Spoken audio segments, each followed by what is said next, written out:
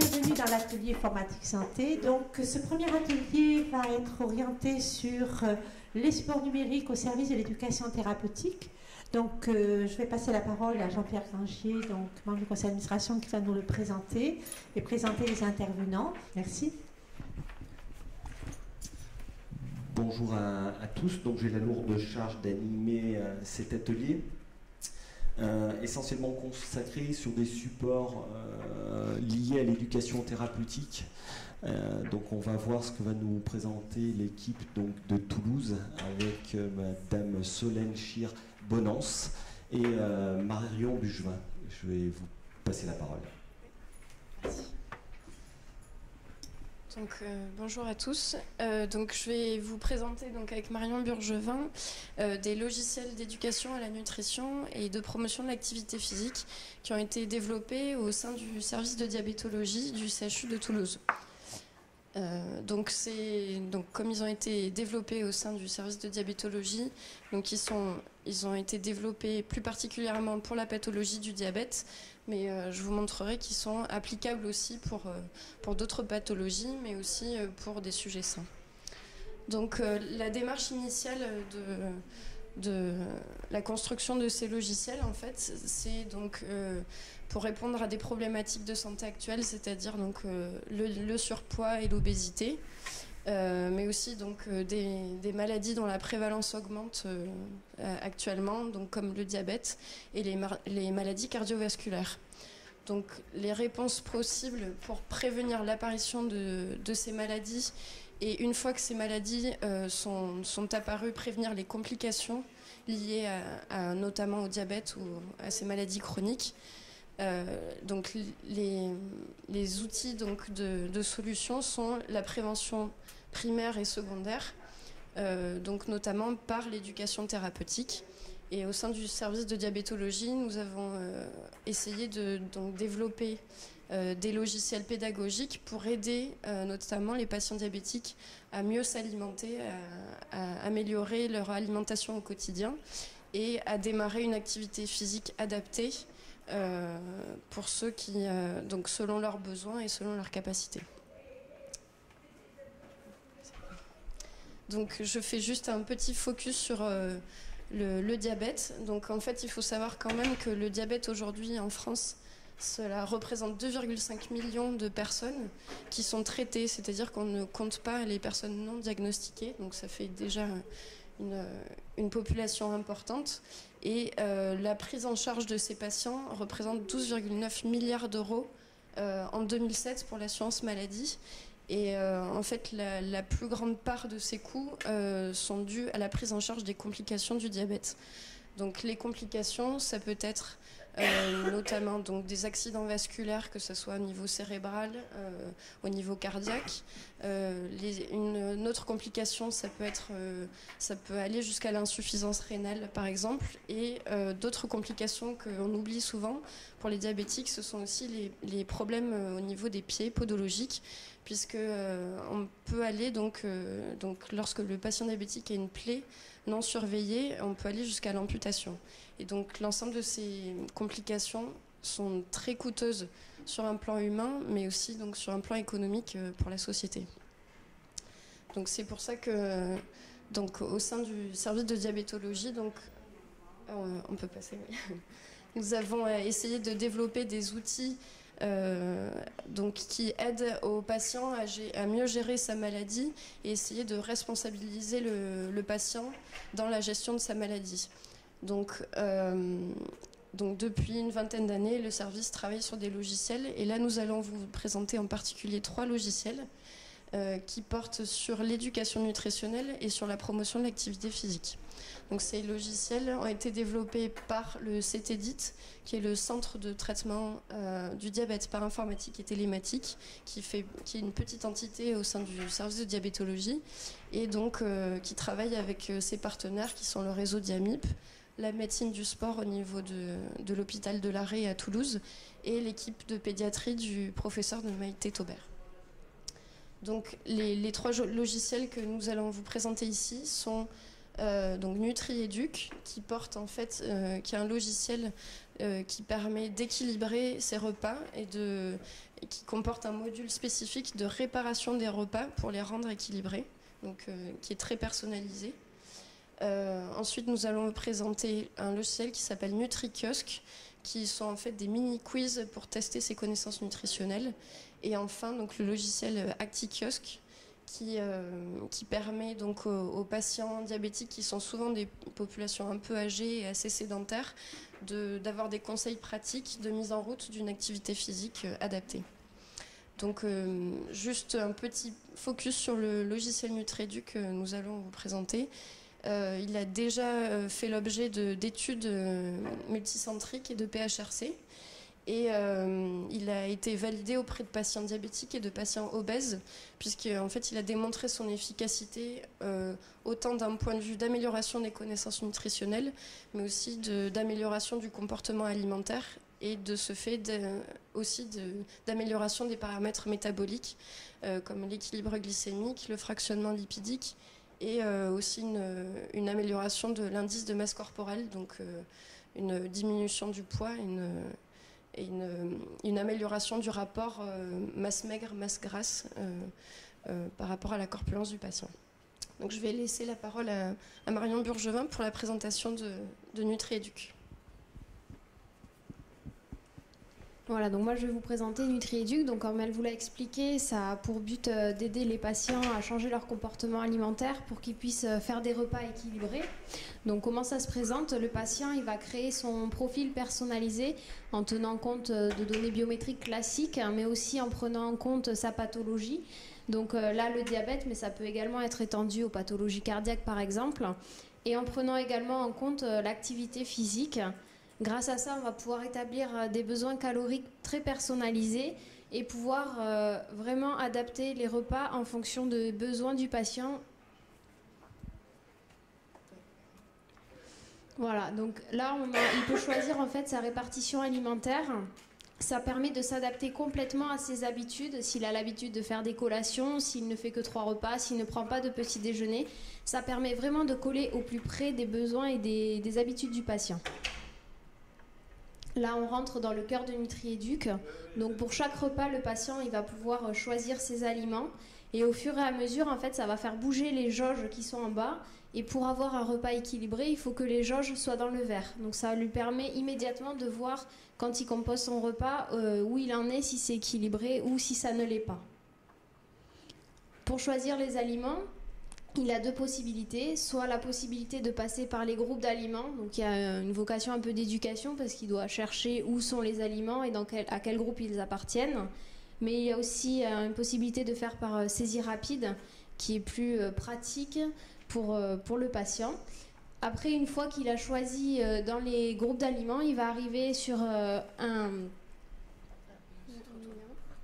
Voilà, dans le sous-groupe, il va pouvoir choisir, voilà, là par exemple pour les féculents, donc soit du pain, soit du riz, soit des pâtes, il va rentrer dans des sous-groupes plus particuliers. Et une fois qu'il est rentré dans les sous-groupes, il va pouvoir choisir exactement la portion qu'il a mangée. Donc là pour le pain, donc il a soit une demi-baguette, tiers de baguette, un petit pain, un quart, donc ça s'adapte exactement aux quantités qu'il a choisies pour son repas. Une fois qu'il a composé entièrement son repas, il arrive sur un bilan avec l'ensemble des jauges. Donc c'est un bilan visuel, comme je vous le disais. Il peut savoir tout de suite si son repas est équilibré ou pas. Il faut savoir que les 3 premières jauges, ça correspond aux 3 nutriments les plus importants pour le patient. Donc ici, on a énergie, glucides, saccharose et glucides complexes, puisque bon, l'énergie, c'est classique, c'est à chaque fois. Donc là, ça s'adapte bien sûr pour un patient diabétique, puisqu'on sait que les glucides, c'est le paramètre le plus important pour les diabétiques. Et il faut savoir que ces jauges prennent en considération la fluctuation de la composition des aliments. Donc on n'a pas une certitude exacte sur exactement qu'est-ce que contient un aliment. Donc c'est pour ça que les traits sont plus ou moins épais pour prendre en compte cette incertitude. Voilà, alors là, on arrive sur le module unique qui a été développé au sein du service de diabétologie, qui est le module de correction du repas. Le patient, une fois qu'il a rentré tout son repas, il va pouvoir demander une correction pour voir si celui-ci est équilibré ou pas. Et le logiciel va essayer de s'adapter exactement au repas du patient sans essayer de rajouter directement des choses, mais plutôt en essayant de jouer sur les quantités que le patient a choisi de manger. Donc là, par exemple, on voit qu'il y a une correction qui est faite au niveau des tranches de pain. Donc il avait mis plutôt une tranche et là, ce sera plutôt 2 tranches pour que ce soit équilibré. Au niveau du raisin, il y a également une modification parce qu'on sait que c'est un fruit qui est très sucré. Donc on considère que pour que ça soit une correspondance, par exemple, avec une pomme, c'est plutôt une petite grappe de raisin plutôt qu'une grappe moyenne. Et il faudrait rajouter un yaourt parce qu'il n'y avait pas de produits laitiers. Donc ça permet vraiment au patient, par rapport au repas initial prévu, de l'adapter pour qu'il ait un repas équilibré. Je vais vous passer à ma collègue qui va vous présenter le deuxième logiciel NutriKiosque.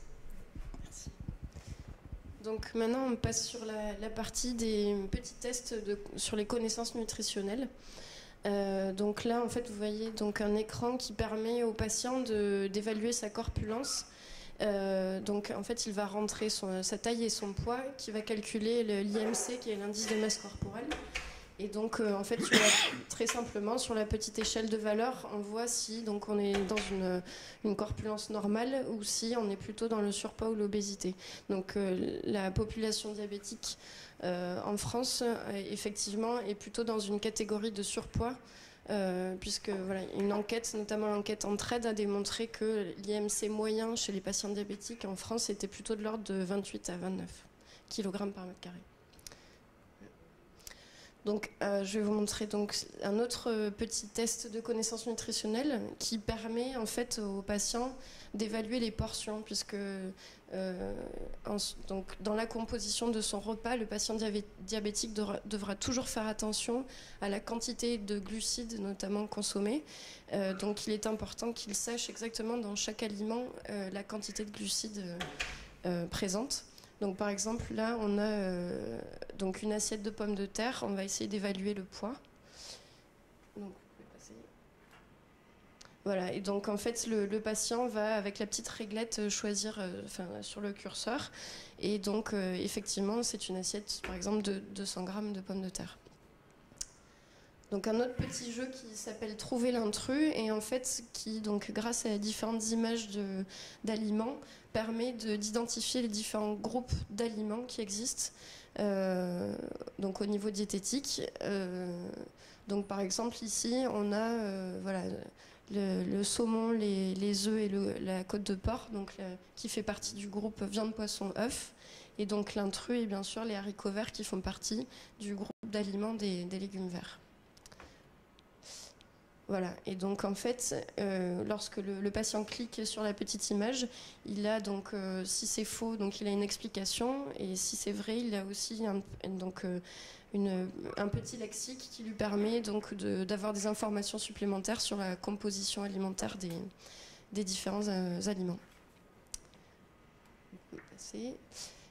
Donc un autre petit jeu qui donc là consiste à savoir dans chaque aliment quel est le composant principal. Donc que ce soit voilà, lipides, glucides, protéines. Et donc voilà, par exemple ici au sein d'un groupe d'aliments, donc là on a des rillettes, du jambon blanc et de la saucisse sèche. Donc c'est le groupe d'aliments de la charcuterie, mais il faut savoir qu'il y a des aliments qui sont plus ou moins gras. Donc on demande aux patients d'essayer d'évaluer ces quantités-là. Voilà. Donc voilà, donc le jambon blanc est effectivement l'aliment le moins gras parmi les charcuteries proposées. Et enfin, donc un dernier petit jeu qui s'appelle le vrai-faux, qui permet là encore de connaître les aliments et leur composition. Donc là, c'est plutôt sous la forme d'affirmation à valider ou non. Donc en fait, l'ensemble de ces 4 jeux que je vous ai présentés, en fait, existent sous différents niveaux de difficulté selon le choix du patient. Et voilà. Et donc il peut donc s'y connecter autant de fois qu'il veut. Il y a environ 300 questions qui sont disponibles. Voilà. Donc voilà. La pomme de terre n'était pas un légume vert. Et donc là, je vais vous passer Marion pour la présentation du 3e logiciel qui porte là sur l'activité physique et la promotion de l'activité physique. Voilà, donc un logiciel ActiKiosque, pourquoi ? Parce qu'on s'est rendu compte que l'activité physique chez le diabétique, c'était très important et qu'il fallait effectivement, compte tenu du fait que le poids des diabétiques était souvent en obésité, faire quelque chose pour promouvoir l'activité physique, éviter la sédentarité. Donc voilà ce petit logiciel qui a été élaboré en collaboration avec l'équipe de médecine du sport du professeur Rivière. Donc là, on arrive sur l'écran principal d'ActiKiosque avec un menu déroulant avec des possibilités. Donc soit de faire un bilan de l'évaluation de l'activité physique de la personne, à savoir où elle en est, est-ce qu'elle est sédentaire, est-ce qu'elle est active, est-ce qu'elle est motivée pour faire du sport. Après, il y a un module conseil pour pratiquer parce que c'est toujours pas forcément facile de s'y mettre. Et ensuite, un module, ils l'ont fait avec des interviews, mais on va voir plus précisément après. Voilà, donc là, on a des interviews de patients et de praticiens médicaux qui donnent leur témoignage. C'est toujours utile pour les gens en fait de se rendre compte que d'autres personnes sont passées par là et qu'elles y sont arrivées et que ça a eu un impact positif. Donc là, elles ont accès à des petites vidéos pour leur prouver que c'est possible et qu'il y a un réel impact. Ça, c'est pour le bilan. Donc, c'est dans sédentaire ou actif. Ça permet de mesurer l'activité physique de la personne. Donc, d'abord, il remplit un profil similaire au même que NutriEduc avec l'âge, la taille, le poids, bien sûr, mais également les pathologies. Donc, soit le diabète, soit les pathologies cardiaques ou même pas de pathologie du tout, juste quelqu'un qui est sédentaire. Après, il remplit un questionnaire de motivation qui a été élaboré par des professionnels de la médecine du sport.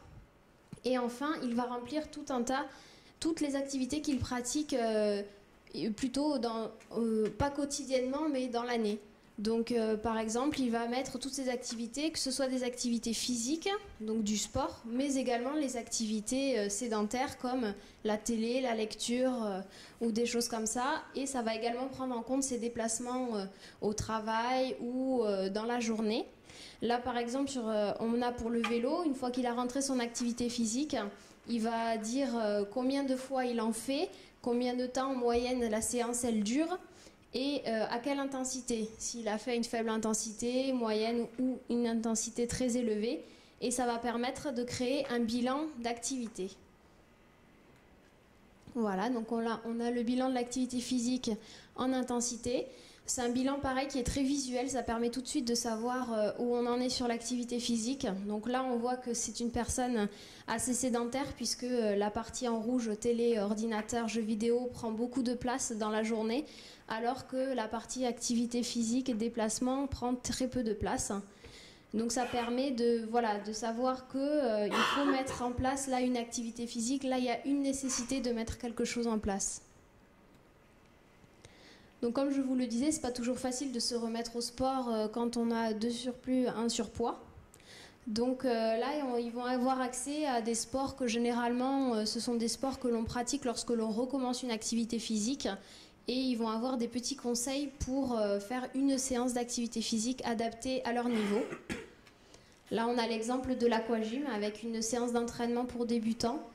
Donc à faible intensité, juste une demi-heure pour commencer, avec l'échauffement, comment ça se passe, le corps de séance et la fin de séance, avec des explications et également des images pour que ce soit vraiment concret et clair dans les explications. Tous ces logiciels, et notamment ActiKiosque qui vient d'être totalement rénové, je dirais, ils sont en train d'être adaptés pour pouvoir être mis sur des supports tels que les tablettes tactiles type iPad ou Android, mais également pour qu'on puisse les mettre sur les smartphones pour que le patient puisse l'avoir sur lui tout le temps, notamment pour corriger les repas. C'est très pratique quand le midi il n'est pas chez lui, s'il peut l'avoir sur la tablette ou sur le téléphone, donc c'est un réel intérêt. Et après, on est toujours en train d'essayer de les perfectionner pour les adapter au mieux aux besoins des patients, donc notamment avec NutriEduc, via une saisie par recette ou également un enregistrement des repas types. C'est vrai qu'on mange plus ou moins la même chose d'une semaine à l'autre ou sur un mois en tout cas, et ça permet aux patients de ne pas avoir à tout le temps re-rentrer son repas et à le sélectionner directement en l'ayant pré-rempli auparavant. Et également, on a une mise en place d'un module de suivi des patients avec des tableaux et des courbes synthétiques de suivi pour les patients et les soignants. Voilà, donc moi je vais vous parler plutôt justement de la dernière partie, l'élaboration de modules de suivi pour les patients et pour les soignants. Donc en fait, c'est les perspectives d'utilisation de ces logiciels-là. Donc les 3 logiciels, NutriEduc, NutriKiosque et ActiKiosque. L'objectif est donc de les intégrer en 2013 dans un protocole qui s'appellera Educadom et en fait qui sera un dispositif de télésurveillance, c'est-à-dire qu'en fait on va proposer donc à des patients diabétiques de type 2 de leur mettre à disposition à leur domicile donc tout un dispositif qui comprendra les 3 logiciels sur des tablettes tactiles type iPad, mais aussi des capteurs biomédicaux. Donc les capteurs, en fait, ce sont les appareils du quotidien du patient diabétique, c'est-à-dire un lecteur de glycémie, un pèse-personne. Donc là, ce sera un peu particulier, ce sera avec impédance-métrie pour essayer de mesurer la masse maigre et la masse grasse. Et on lui fournira aussi un actimètre qui permettra de mesurer son activité physique. Donc l'ensemble de ces données, donc, que ce soit les repas enregistrés par le patient, les glycémies, donc l'activité physique ainsi que le poids seront donc directement enregistrés donc via Wi-Fi ou via Bluetooth et, sur la tablette tactile et envoyés par Internet sur un centre-serveur sécurisé. De là, en fait, l'ensemble de ces données sera traité et synthétisé. Et en fait, donc, nous souhaitons mettre à disposition du patient à son domicile, donc sur la tablette, mais aussi des soignants dans les établissements de santé, mettre à disposition une synthèse de ces données, donc c'est-à-dire des courbes de poids, des courbes de glycémie, des courbes d'actimétrie, mais aussi donc les courbes liées à la composition des repas enregistrés. Et donc cette synthèse sera disponible dans le cadre de l'application web disponible pour les soignants. On va essayer de mettre en place aussi un système d'alerte qui permettra en fait à chaque fois qu'un certain seuil est dépassé de prévenir donc que ce soit l'équipe soignante, donc médecins, diététiciens, diabétologues, donc du dépassement de ce seuil. Et donc le patient une fois alerté, le médecin une fois alerté prendra la décision de contacter son patient ou non et de le voir en consultation et de discuter avec lui en fait du dépassement de ce seuil. Donc en fait l'objectif de ce dispositif, donc il a plusieurs objectifs. D'une part, la synthèse, le retour de synthèse de ces données au patient au domicile est peut-être une source de motivation pour le patient puisqu'en fait il voit l'évolution de son alimentation et puis l'impact de ses efforts en alimentation sur son poids, sur sa glycémie. Donc ça peut être une source de motivation pour continuer justement à faire des efforts. Donc ce retour est très important pour le patient.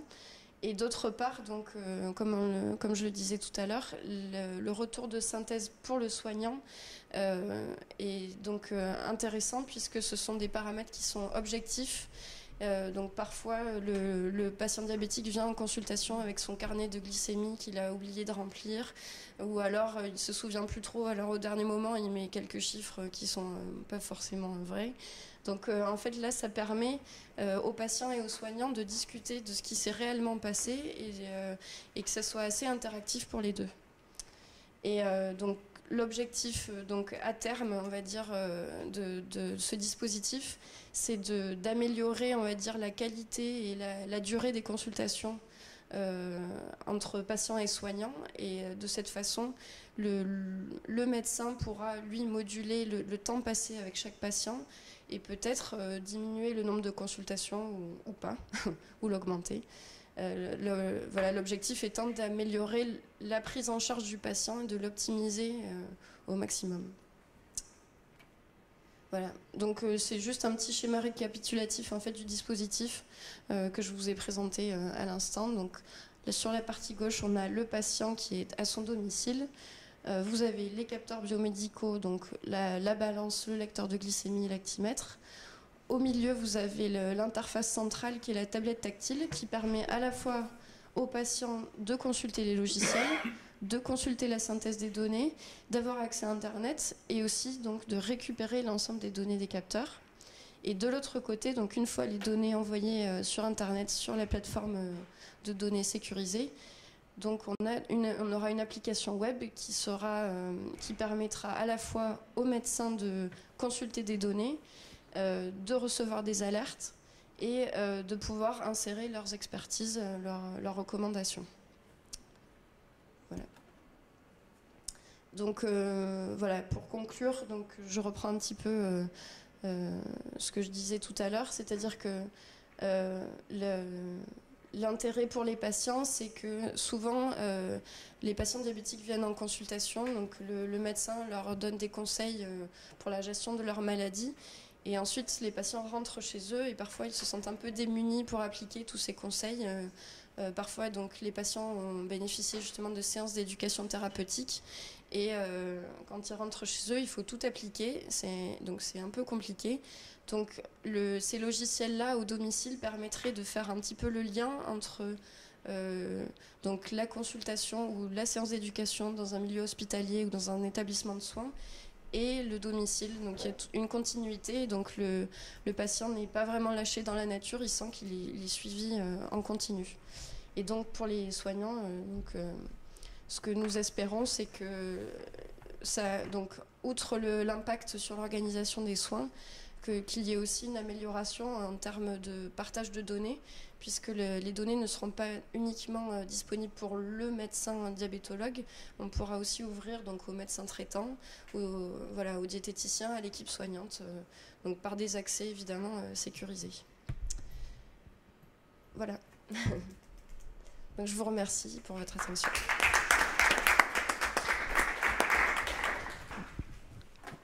Merci pour cet exposé très intéressant. Est-ce qu'il y a des questions dans la salle, rapidement? Ah oui, il y en a plein. Hop. Ah ben, je fais l'animateur jusqu'au bout. Bonjour, moi je suis le patient de service. Je ne sais pas s'il y en a d'autres d'ailleurs. Je ne connais pas du tout la pathologie, je la connais de nom. Mais je voudrais simplement savoir pour l'instant, puisque vous avez conçu ces logiciels, comment ils sont accessibles aux patients dans un premier temps. Alors, en fait, actuellement,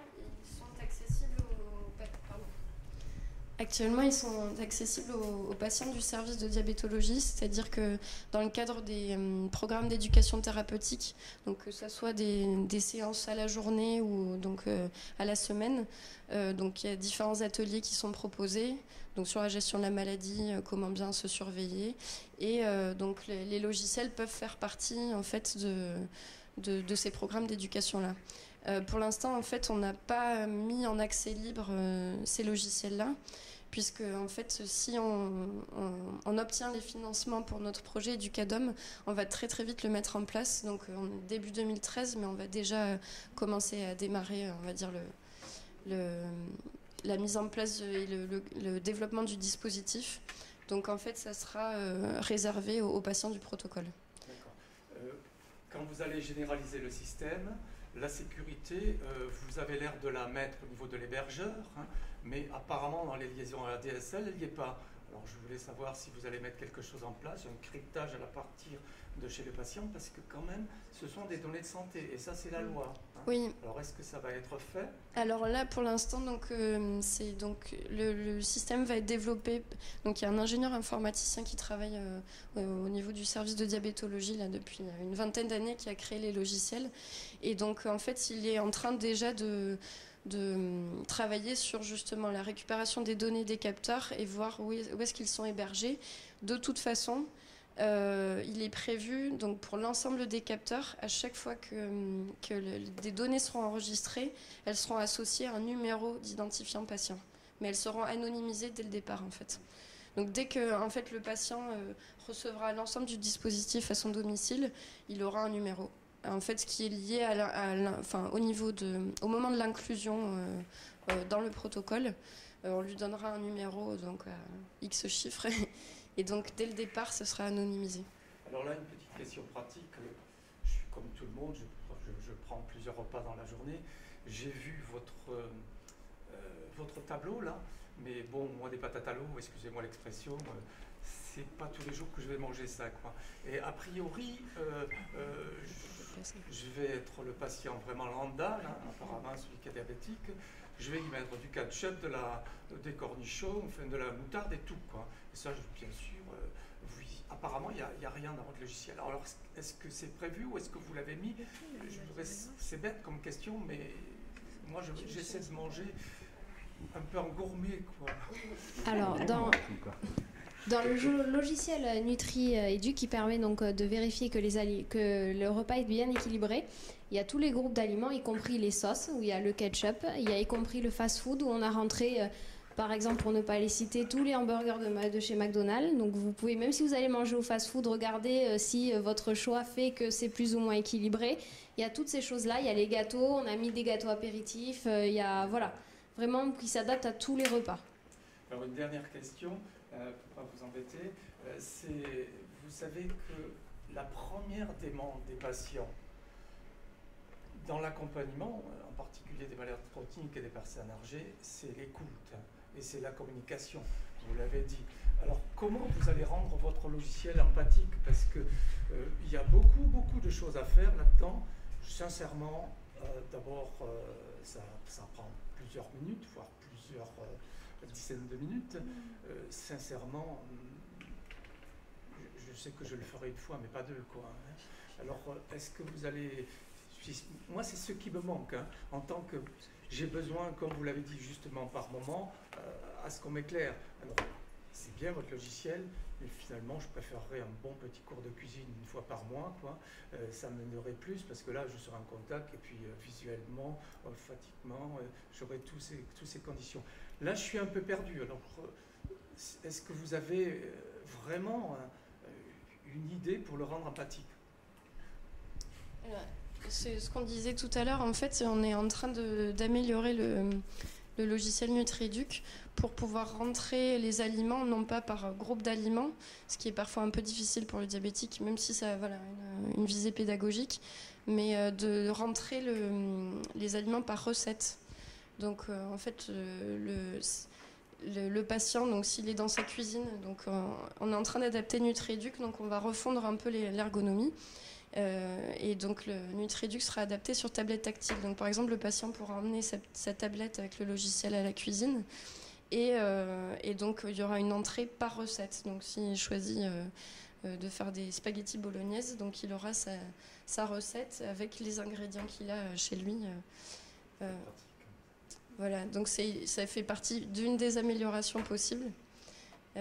Après, donc, ce que vous disiez, en fait, là, ça paraît un petit peu compliqué parce qu'on vous a décrit l'ensemble des logiciels, mais effectivement, donc, dans le cadre des programmes d'éducation thérapeutique, mais aussi dans le cadre de notre protocole, on va établir des recommandations d'utilisation. Donc, le patient n'aura pas tous les jours à utiliser les 3 logiciels, parce que effectivement, ça prend du temps. Donc, par exemple, ActiKiosque a plus une visée, on va dire, de bilan.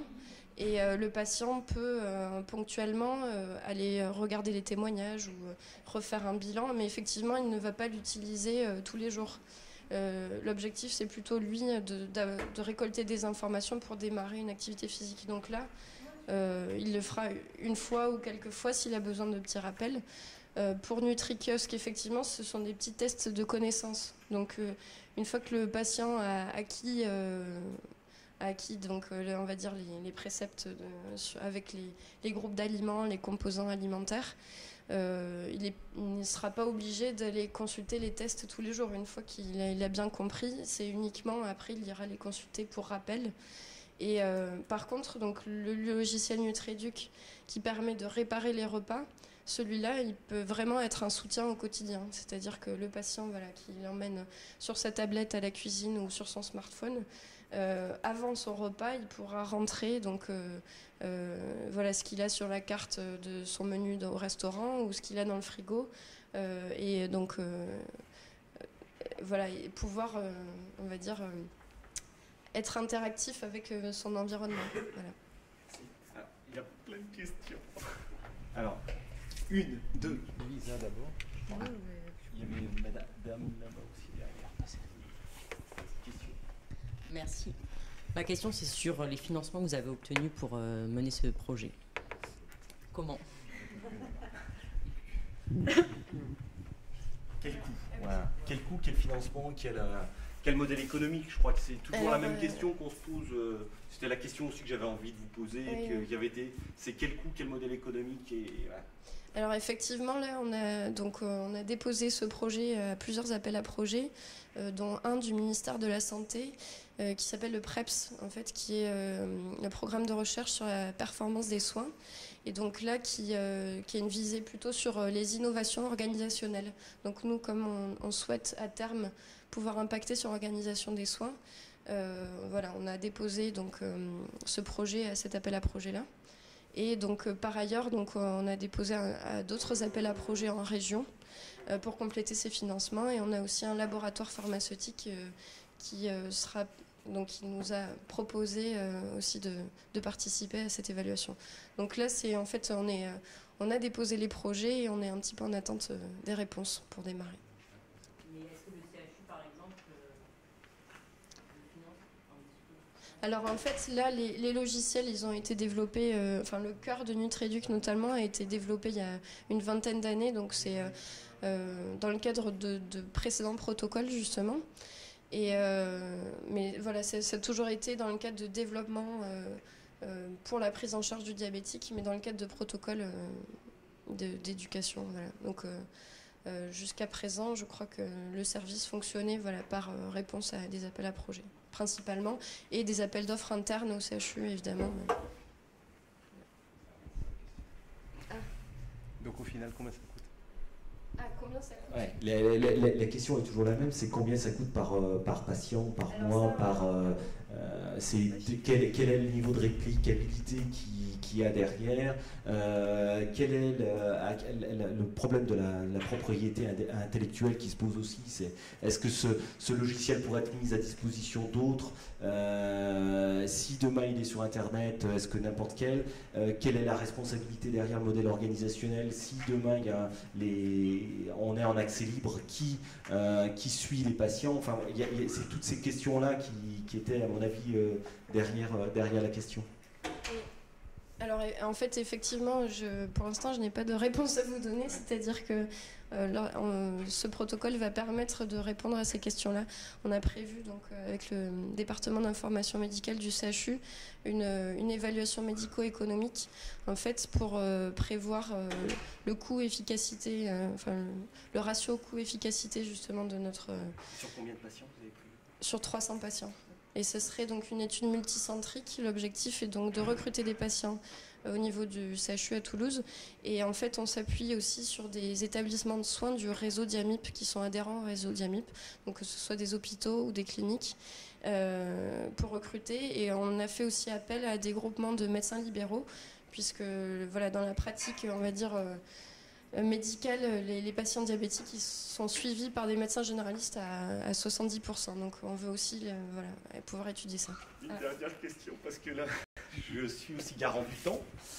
Moi, s'il y a le temps, je veux bien. Allez. Ou alors on discutera tout à l'heure. Oui, une petite question vite.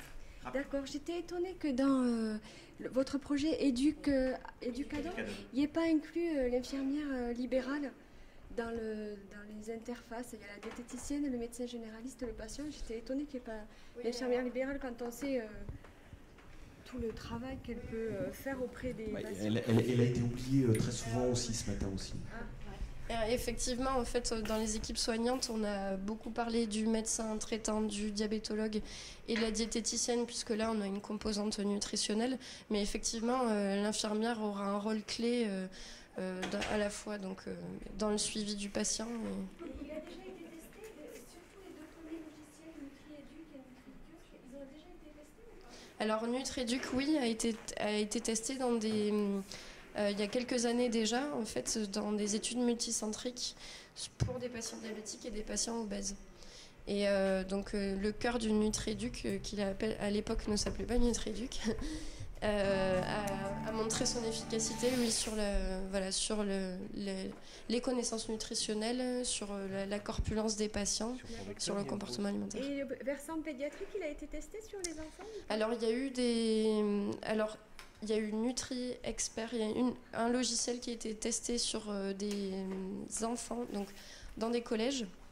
Et il y a un autre logiciel en fait qui a un petit peu le même cœur que NutriEduc, qui s'appelle NutriAdvice, voilà, qui a été testé lui sur des bornes à écran tactile dans des collèges et qui a aussi démontré son efficacité, voilà, de la même façon.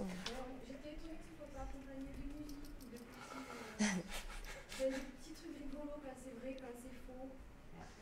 Ben, en fait, donc c'est vrai que on va dire l'ergonomie est un peu vieillissante puisque ça a été créé il y a une quinzaine d'années si je me trompe pas. Et là, en fait, avec l'adaptation sur tablette tactile, on est en train de refondre toute la présentation, tout le graphisme. Donc ça va être fait.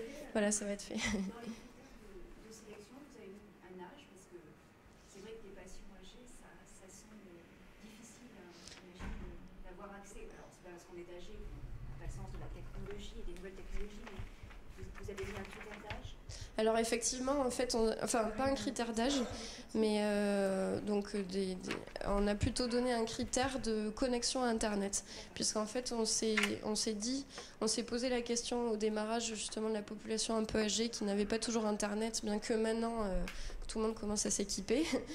Et en fait, donc dans les critères d'inclusion, on a ciblé les patients qui avaient déjà une connexion à domicile. Sous-entendu qu'ils utilisaient déjà plus ou moins Internet et qu'ils avaient des connaissances un petit peu en informatique. Mais après, l'objectif normalement sur tablette tactile, c'est que ça soit assez ludique et assez facile d'utilisation. On va stopper, parce que sinon après les autres n'auront plus de temps. On voit que ce sujet intéresse beaucoup de gens. Moi j'avais aussi beaucoup de questions à vous poser. Je crois qu'il y a quand même un des dangers qu'il faut faire attention, c'est qu'on n'exclut pas certaines populations de nos systèmes. Ces systèmes sont tous bien et je suis un des premiers à en mettre en place. Et très souvent, la question que j'arrive à me reposer, c'est pour qui fait-on les choses? Il y a des moments où j'ai l'impression qu'on fait des choses où les médecins, il n'y a pas trop de médecins dans la salle j'espère, mais font des projets pour eux qui sont des problèmes, des projets médicaux, centrés médicaux. Des moments on a des projets centrés laboratoires. Et je crois que, comme vous le disiez très bien, il faut aussi centrer pour le patient et qu'on réponde vraiment à des problématiques de patients. On va s'arrêter là et passer la parole maintenant à Éric Beauvoisin. Merci pour votre intervention. Éric Beauvoisin qui va... Non, Beauvoisin, il n'y a pas le... On s'arrête à Beauvoisin, on arrête. Qui va nous passer, pour lequel on va regarder d'abord un petit film qui est sur la mucoviscidose. Si j'ai bien...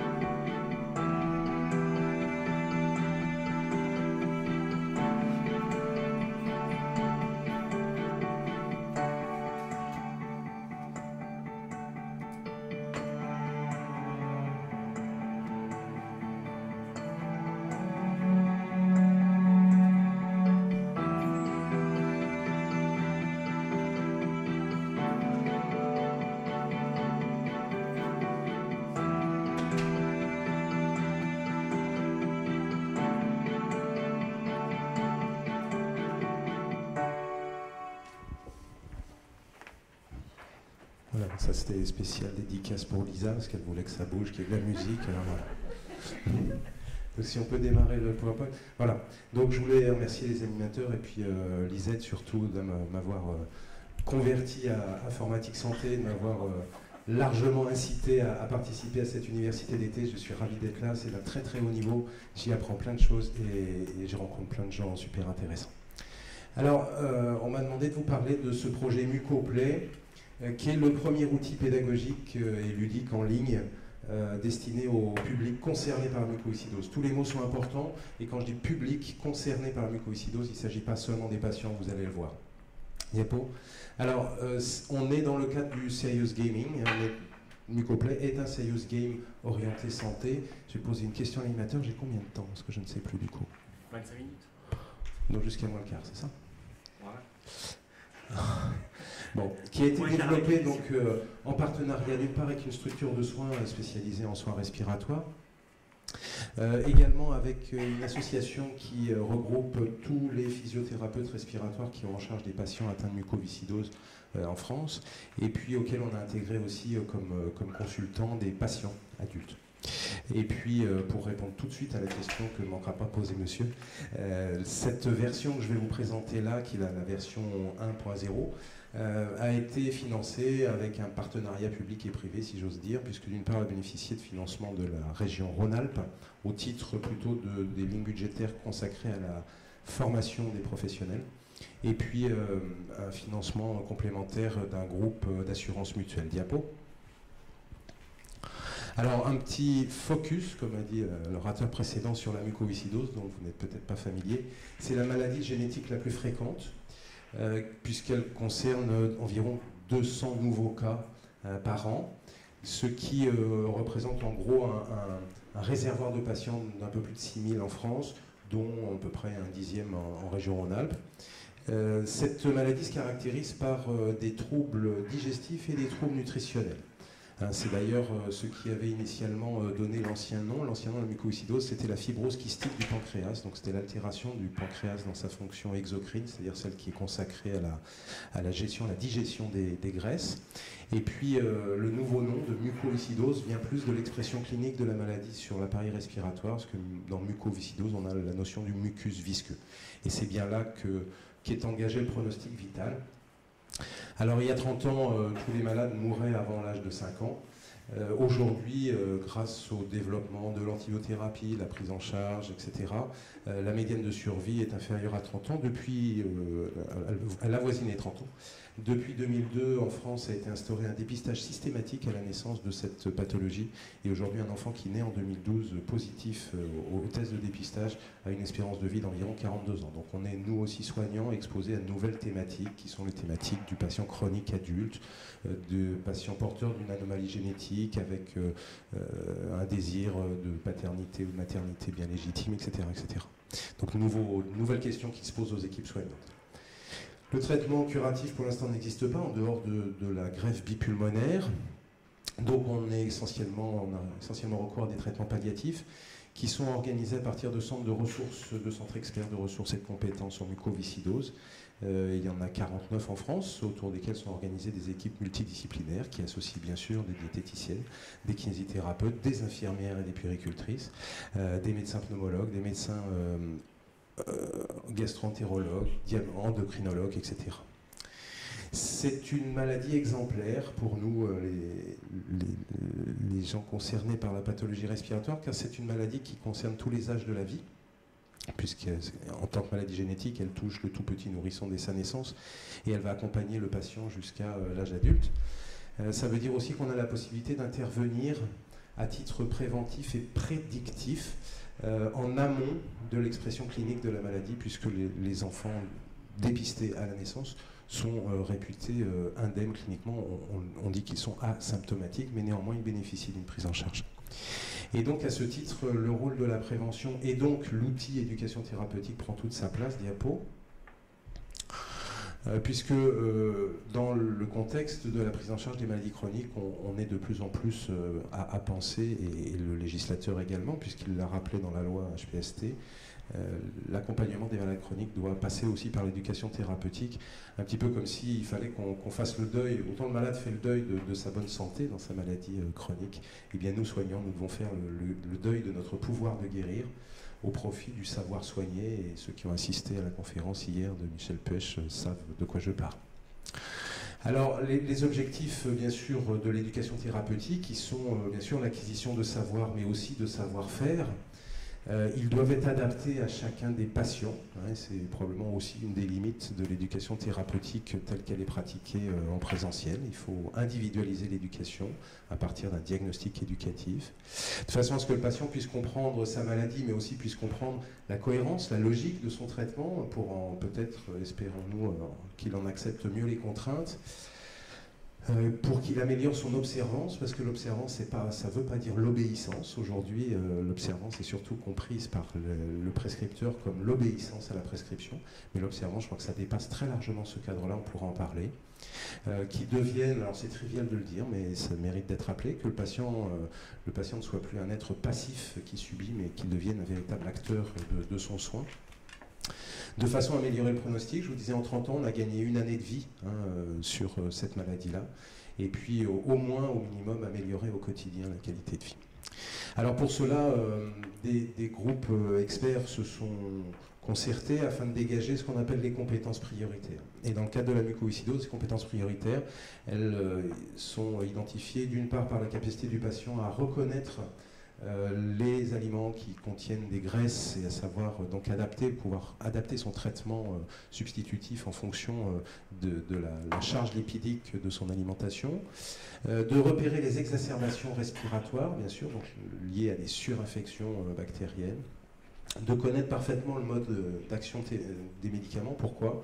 Parce qu'un patient qui a la mucoviscidose qui va bien, c'est environ 2 heures de soins par jour, et c'est à peu près entre 50 et 70 comprimés à ingurgiter, comprimés, gélules et autres fariboles. Et puis c'est surtout, dans un souci de prévention, de se protéger des maladies intercurrentes, des infections intercurrentes opportunistes, et c'est donc de maîtriser parfaitement les règles d'hygiène à la fois individuelles et collectives. Diapo. Alors, très rapidement, quel est l'avantage du serious gaming par rapport aux autres modalités d'éducation thérapeutique, notamment les modalités présentielles? Eh bien, disposer d'une plateforme, c'est garantir une accessibilité optimale dans le temps et dans l'espace. Il n'est plus nécessaire de convoquer les gens vont vers la plateforme quand ils veulent, comme ils veulent, à n'importe quel moment, parce que cette plateforme, elle est donc disponible online, H24 et gratuitement. C'est garantir une certaine confidentialité. J'imagine ici que si je posais une question sur la physiologie respiratoire, un certain nombre d'entre vous se garderaient bien de tenter d'y répondre au risque de dire une bêtise. Et bien là, on peut répondre faux sur un serious game. Personne ne nous voit, personne ne nous juge. On a faux, c'est pas grave, on va recommencer et on ne sera pas la risée de tout le monde. On peut bien évidemment personnaliser le rythme d'apprentissage, donc le contenu, mais aussi la façon dont on va faire progresser le patient dans son parcours du savoir. On assure aussi, ce qui me semble très important en tant que formateur, c'est une disponibilité équitable du formateur. Il y a des jours où je suis moins bon que d'autres. Il y a des jours où je suis plus fatigué. Par exemple, quand je suis tombé en moto et que je boite, là, je suis un petit peu plus fatigué. Je n'ai pas très envie de rester debout trop longtemps, donc je vais accélérer mon cours. Eh bien, une fois que le contenu il est couché sur la plateforme, il est disponible de façon équitable, de façon juste au sens de la justice, pour l'ensemble de ceux qui y accèdent. Et puis, parce que c'est à la mode, le bilan carbone, il est largement favorable. Néanmoins, par rapport aux autres modalités, ça ne condamne pas du tout les formations en live, et ça ne les condamne pas parce que grâce aux renseignements fournis sur la plateforme, c'est une plateforme pour les plus techniciens d'entre vous, le Learning Management System, LMS, grâce aux informations qu'on recueille sur les apprenants, les joueurs apprenants à la plateforme, on peut, en fonction de leur parcours de soins et de leur performance dans le jeu, on peut constituer des groupes homogènes qu'on peut ensuite convoquer, par exemple, à des formations présentielles pour remettre l'accent sur une dimension un peu plus pratique, pour ajouter d'autres notions, pour les mettre en situation, pour les convoquer peut-être à une séance de confection de repas et de dégustation collective, etc. Donc ça ne condamne pas du tout les formations présentielles telles qu'elles existent. Ça permet de valider aussi à son propre rythme un certain nombre de prérequis nécessaires lors des formations en éducation thérapeutique. Ça permet de réaliser bien sûr une économie de formateurs parce qu'on n'est plus obligé de déplacer des experts, comme on dit, aux 4 coins de l'hexagone, n'est-ce pas, et puis ça permet surtout de garantir une progression parfaitement individuelle, parfaitement adaptée, et ça sur un mode ludique. Diapo. Alors je vous l'avais dit en introduction, c'est pour tous les publics concernés par la mucoviscidose, c'est-à-dire pas seulement les patients, et je vous rappelle c'est une maladie génétique, donc elle touche l'enfant. Alors on n'est pas seulement tourné vers les enfants et leur entourage familial immédiat, mais on s'adresse aussi aux patients adultes, et puis aux professionnels de santé. On souhaitait que toutes ces thématiques puissent être déclinées sur l'ensemble des publics de façon à pouvoir être partagées, parce que ça semble aussi devoir faire partie de l'assurance de la bonne observance, que de partager les savoirs entre le soignant et le soigné, en quelque sorte. Diapo. Alors finalement, on a dans notre version 1.0, on a identifié un certain nombre de priorités au sein des priorités, si j'ose dire, de façon à valider, un peu comme une preuve de concept.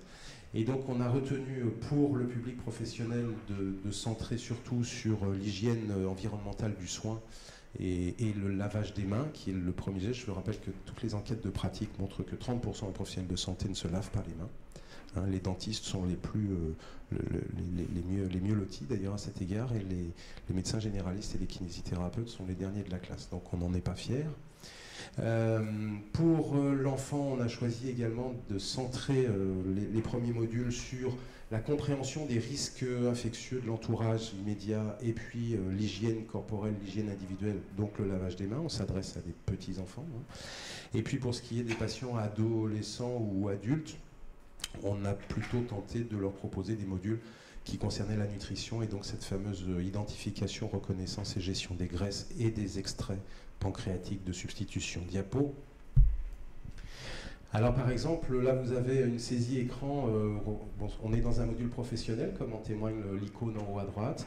On est sur l'hygiène du soin, et finalement il s'agit d'un petit quiz vidéo. Donc on a scénarisé une séquence où vous avez un praticien qui arrive au domicile d'un jeune enfant pour y dispenser un soin de physio-respiratoire. Et donc on va proposer aux joueurs de visionner cette vidéo qui dure environ 2 minutes 30, 3 minutes, dans laquelle a été inséré un certain nombre d'erreurs comportementales de la part du praticien vis-à-vis des règles d'hygiène qu'il se doit de respecter. Et donc, diapo. Et donc, dans un premier temps, le joueur apprenant va devoir identifier les séquences dans lesquelles il pense avoir détecté une erreur. Ensuite, il va devoir qualifier cette erreur au moyen d'un quiz. Et on est comme au code de la route, c'est-à-dire qu'il faut avoir répondu à tous les items pour que la question soit validée. Puis ensuite, il sera proposé une correction de cette vidéo, et s'il le désire, la vidéo corrigée correspondant aux bonnes pratiques, aux pratiques d'excellence telles qu'elles auraient dû être faites. Diapo. Je vais un petit peu vite, hein, je reviendrai après si vous voulez dans les questions, mais pour l'hygiène manuelle des enfants, on a choisi là plutôt le jeu et la simulation 3D. Donc vous l'avez vu dans le trailer tout à l'heure, je pense que vous en avez compris le principe. Voyons, on part au début avec une mise en situation de lavage des mains. C'est la technique du point and click au niveau du gameplay. Hein. Donc on va cliquer sur les zones qu'on souhaite sélectionner, et là va se déclencher une action. Vous avez en haut à gauche et à droite, pardon, les petits microbes. Donc on part avec des compteurs qui sont au maximum, et puis au fur et à mesure du processus de lavage des mains tel qu'il est décrit, tel qu'il est recommandé par la Haute Autorité de Santé, tel que Madame Bachelot nous l'avait rappelé il y a quelques années, on va voir décrémenter, diminuer les compteurs de microbes. Bien évidemment, si on refait au milieu une action, par exemple si on retouche le robinet en cours de lavage, et ben, le compteur à microbes va réaugmenter. Donc il s'agira à ce moment-là, à partir de la souris, d'un clic droit, de réidentifier la zone où se nichent les microbes pour de nouveau aller cliquer dessus, pour de nouveau aller nettoyer.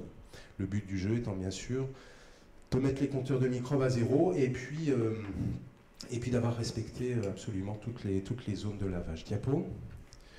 On a alors soit à titre pré-test, enfin prérequis, ou à titre de récompense au choix, de façon totalement dissociée. On a une petite vidéo, vous voyez, qui reprend parfaitement le même cadrage que le jeu. En fait, il est plus juste de dire que c'est le jeu qui a pris le même cadrage que la vidéo, dans laquelle à partir d'une petite comptine, alors je ne sais pas si on peut la lancer, mais je ne suis pas sûr qu'elle fonctionne, la comptine, si tu cliques dessus, je ne suis pas sûr qu'elle marche.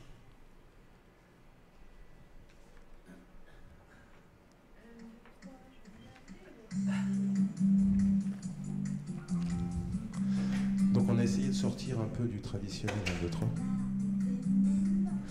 Et donc cette petite comptine, on va redonner les consignes de déclenchement des différentes actions pour se laver les mains correctement.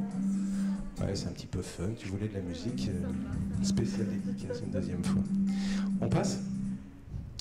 Voilà. Je parlais également de l'hygiène de l'environnement et de l'identification des pièges à microbes, des situations de vie dans lesquelles peuvent se nicher des germes qui sont des germes opportunistes, qui sont des germes communautaires, qui sont comme morceaux de chacun d'entre nous. Mais vous avez tous, dans vos salles de bain, un certain nombre dans ces milieux humides, autour de la cuisine, vous avez tous un certain nombre de germes avec qui vous vivez en bonne intelligence, mais qui pour ces patients représentent un risque majeur de surinfection et d'aggravation de la maladie et de l'état clinique.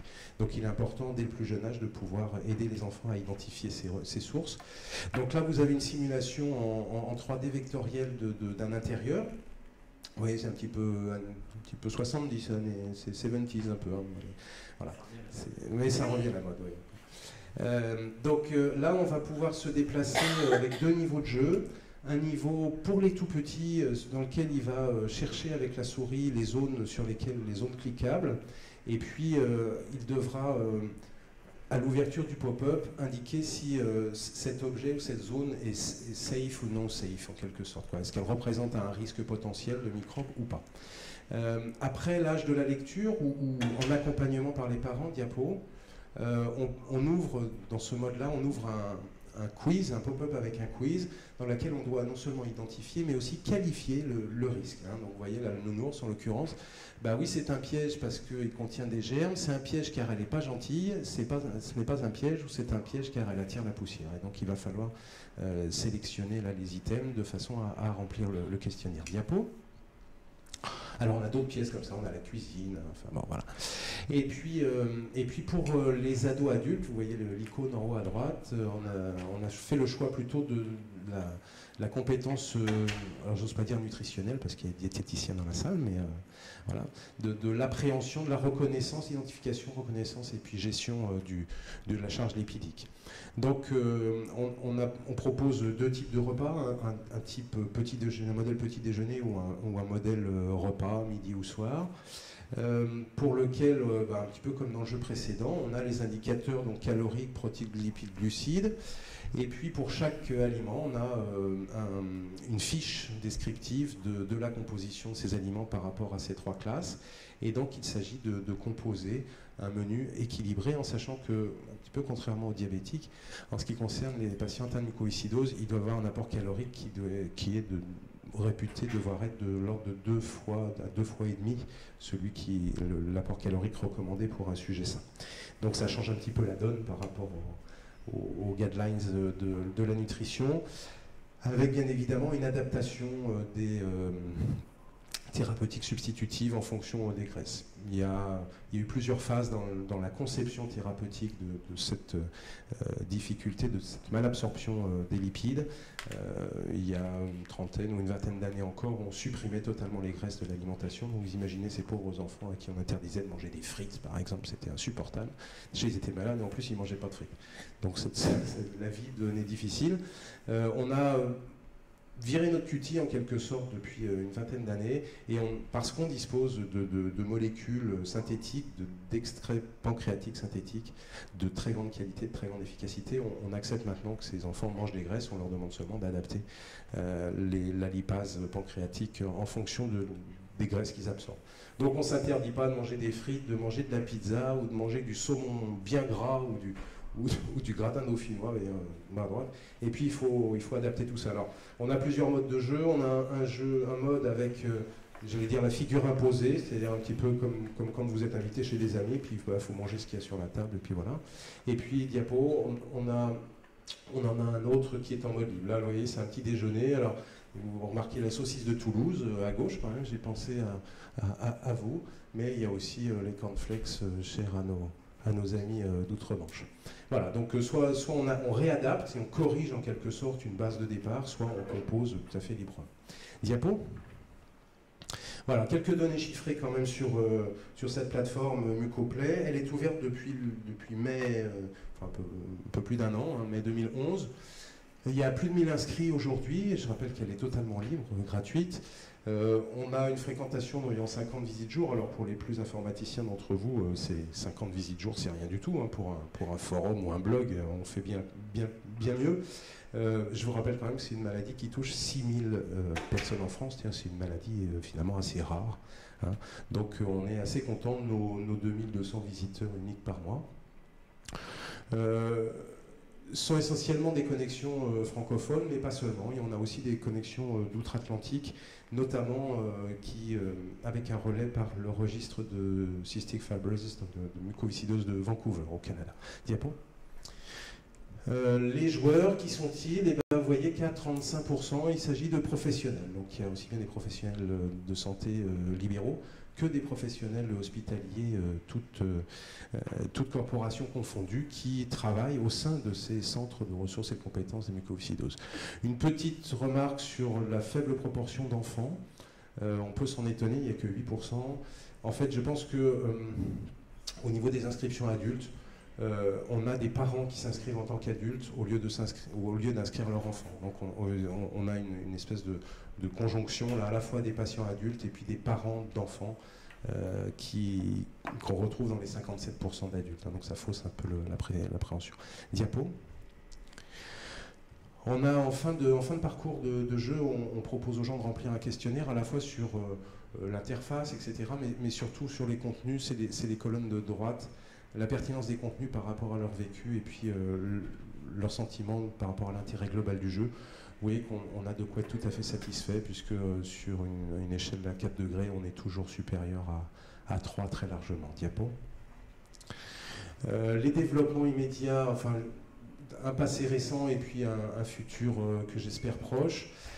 Cette plateforme, elle est accessible à partir de la plateforme globale de la Cité des Sciences et notamment de la Cité de la Santé, puisque on a passé un partenariat avec la Cité de la Santé à Paris qui a mis un lien en accès, une promotion de Mucoplay. On a présenté au Serious Game Expo qui a lieu à Lyon, hein, donc étant à domicile, c'était plus facile. Cette plateforme a reçu déjà 2 trophées, un trophée de l'innovation en catégorie service au public lors des trophées Bref Rhône-Alpes, et puis elle a reçu le coup de cœur du jury des trophées e-learning info au mois de février là, à Paris. En termes d'analyse et d'études d'impact, j'ai actuellement 2 étudiants de master qui travaillent sur l'impact éventuel du recours à ce type de plateforme, du serious gaming dans la mucoviscidose. D'une part, un étudiant globalement dans la thématique de la mucoviscidose, puisqu'on a la chance en quelque sorte d'avoir des familles dans lesquelles on a des jumeaux atteints, donc on peut comparer assez facilement. Et puis cette année, un autre étudiant qui lui étudie plus spécifiquement l'impact du module de jeu de lavage des mains par rapport à des modalités plus classiques d'apprentissage auprès de classes en Savoie, des classes d'enfants de maternelle, de grande section de maternelle. On souhaite bien évidemment, je vous l'ai dit, c'est la version 1.0, on souhaite développer des modules complémentaires parce que le projet initial est imaginé à partir d'une quinzaine de modules et aujourd'hui on en a 3, c'est à 7 jeux, on aimerait pouvoir passer à une trentaine de jeux. On a des sollicitations pour des adaptations en langue anglaise. Je vous disais qu'on a pas mal de connexions d'Amérique du Nord. Il ne s'agit pas seulement de traduction. Aujourd'hui, la comptine est traduite, ça c'était le plus facile à faire. Pour ce qui est des autres modules, on est vraiment obligé de passer par une adaptation complète puisque les guidelines thérapeutiques ne sont pas tout à fait les mêmes entre l'Amérique du Nord et l'Europe sur la prise en charge de la maladie. On imagine bien aussi que le gratin dauphinois aux États-Unis, ça n'a strictement aucun sens. Donc il faut y inclure des hamburgers, il faut mettre des choses comme ça. Et puis bien évidemment, comme tout le monde, on parlait de modèle économique, comme on souhaite, on pourra peut-être en parler dans les questions, mais on souhaite que cette plateforme puisse rester en accès libre et gratuit, eh bien il nous faut des partenariats financiers. Voilà, tu m'avais dit -20, il est -20.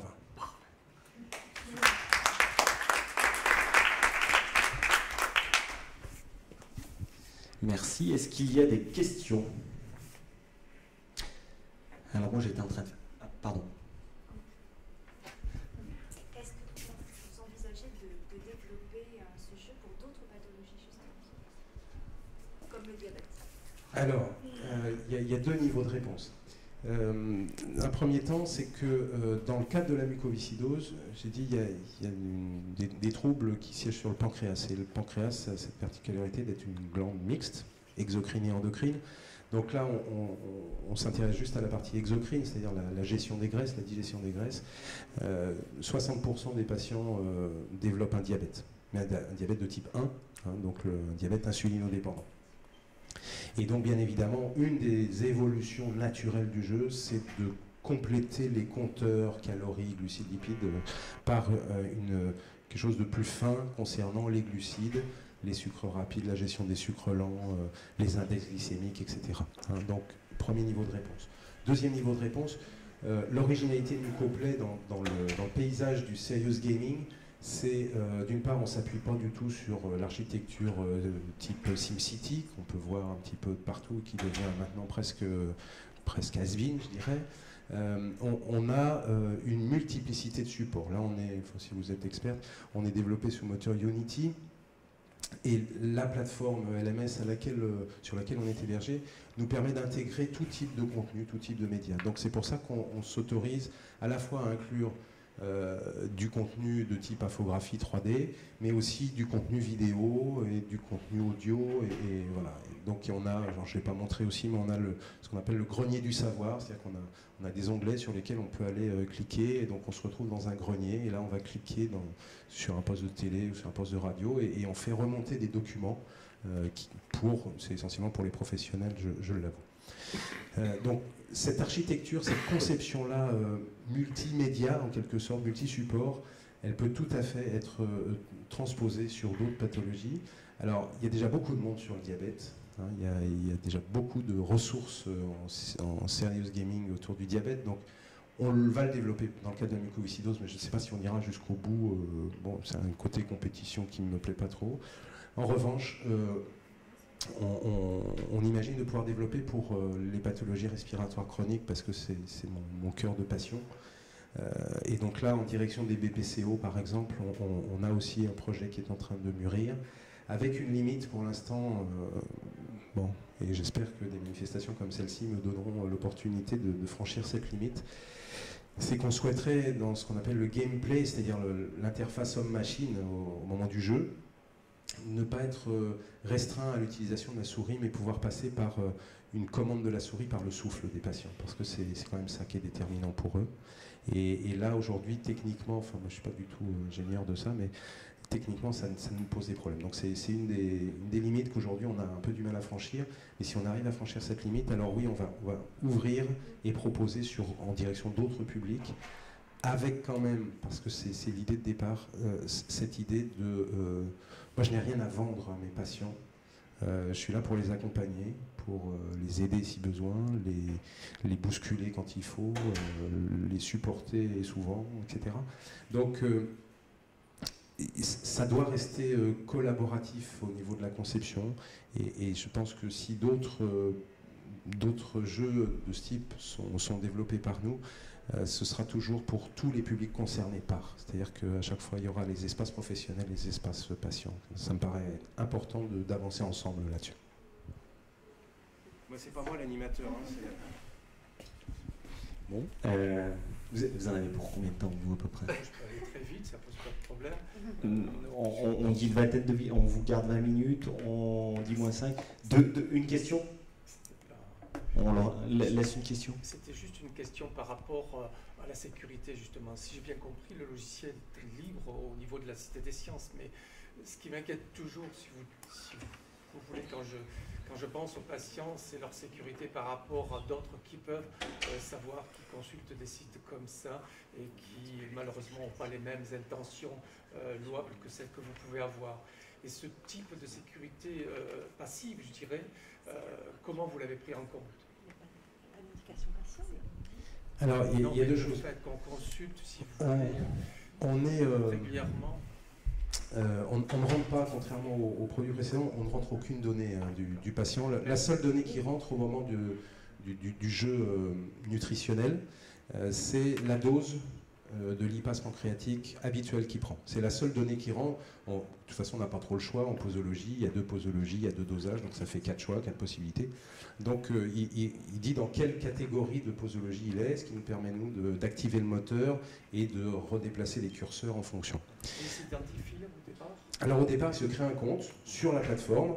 Comme chacun de nous s'est déjà créé 25 000 comptes sur 25 000 plateformes, qu'il s'agisse des plateformes de vente en ligne ou de n'importe quel autre type de logiciel. Donc l'information, qui est recueillie, donc est sécurisée sur le serveur de notre plateforme, chez notre hébergeur, hein, au niveau de la plateforme qui héberge le jeu. Les informations concernent bon, évidemment le contact mail classique et avec le login password classiquement, et puis la zone de rattachement médical, c'est-à-dire comme on sait qu'il y a 49 centres, l'idée étant de pouvoir, c'est pas le cas pour l'instant, mais on a gardé la porte ouverte, on s'est gardé la possibilité de pouvoir fournir à ces centres de référence de la mucoviscidose les données des patients qui dépendent médicalement de leur zone, de façon à ce qu'eux puissent organiser ces fameuses compléments live dont je parlais tout à l'heure, ces regroupements de patients. L'avantage de ce type de produit par rapport à la formation live, je ne l'ai peut-être pas suffisamment dit tout à l'heure, c'est qu'on est face à des populations qui sont fragiles sur le plan du bactériologique, qui sont éminemment sensibles. Et la première limite de l'éducation thérapeutique en présentiel, c'est que si je devais là organiser une séance d'éducation thérapeutique avec ces patients collectifs, je ne pourrais pas le faire parce que vous êtes assis trop près les uns des autres. Et du coup, on va demander de vous éloigner les uns des autres, de mettre des masques, de prendre un certain nombre de précautions, vous ne vous serrerez pas la main, vous ne vous ferez pas la bise, etc. De sorte qu'on perd toute la convivialité du bénéfice de collectif. Alors, on peut toujours faire de l'éducation thérapeutique face-to-face, mais bon, c'est un peu moins intéressant, quoi. Donc là, on a un côté sécurisé vis-à-vis du patient. Juste une petite question, la dernière. La constitution du projet, le groupe projet, les personnes qui ont conçu à la fois les industriels, l'équipe pédagogique, thérapeutique, les médecins, se constitue de quel type de profil? Alors, quelle est la composition du groupe projet? Je suis passé vite tout à l'heure, mais c'est de sa faute, hein, parce qu'il m'a dit tu coupes. Alors, initialement,